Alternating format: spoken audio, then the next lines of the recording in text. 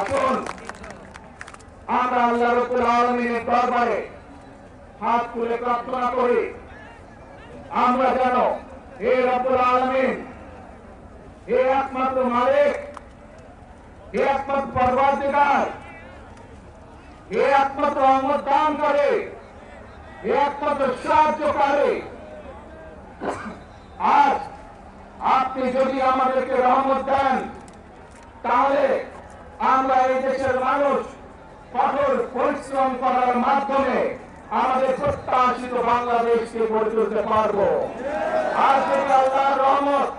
এই দেশ এবং এই দেশের মানুষের পক্ষে থাকে,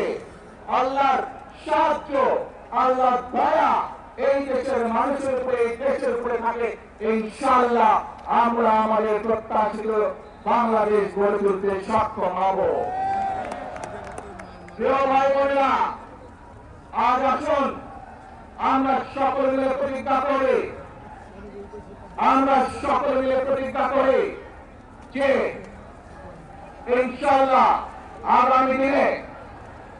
দেশ পরিচালনার দায়িত্বে যারা আসবে, আমরা সকলে নবী করিম সাল্লাল্লাহু আলাইহি সাল্লামের যে ন্যায় পরায়ণতা, সেই ন্যায় পরায়ণতার আলোকে আমরা দেশ পরিচালনার সর্বোচ্চ